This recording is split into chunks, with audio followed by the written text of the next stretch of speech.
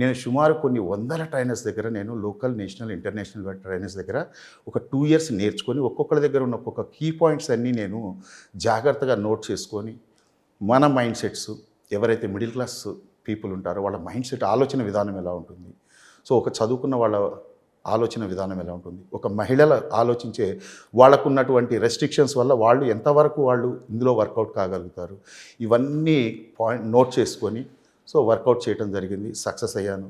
ఇప్పటికీ సుమారు నేను ఒక 5,000 మందికి పైగా ఫినాన్షియల్ ఫ్రీడమ్ని ఇవ్వగలిగాను.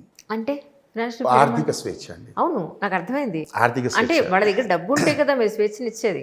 చూడండి, వాళ్ళు నా దగ్గర ట్రైనింగ్ ఎలా ఉంటుందంటే, చదువుకునే వాళ్ళైనా, ఇంటి పనుల్లో బిజీగా ఉండేవాళ్ళైనా, ఉద్యోగాలు చేసేవాళ్ళైనా, వ్యాపారాలు చేసేవాళ్ళైనా వాళ్ళ డైలీ యాక్టివిటీ డిస్టర్బ్ కాకుండా, వాళ్ళ రెగ్యులర్ ఆదాయం ఏదైతే ఉందో ఆ ఆదాయం డిస్టర్బ్ కాకుండా వాళ్ళకున్న ఫ్రీ టైం ఏదైతే ఉంటుందో, మార్నింగ్ కానివ్వండి, ఈవినింగ్ కానివ్వండి, ఏదో ఒక ఫ్రీ టైంని వాడుకుంటూ టైమే పెట్టుబడిగా పెడుతూ, ఇందాక నన్ను వ్యాపారం ఎందుకు చేయలేకపోతున్నాం, పెట్టుబడి లేకుండా.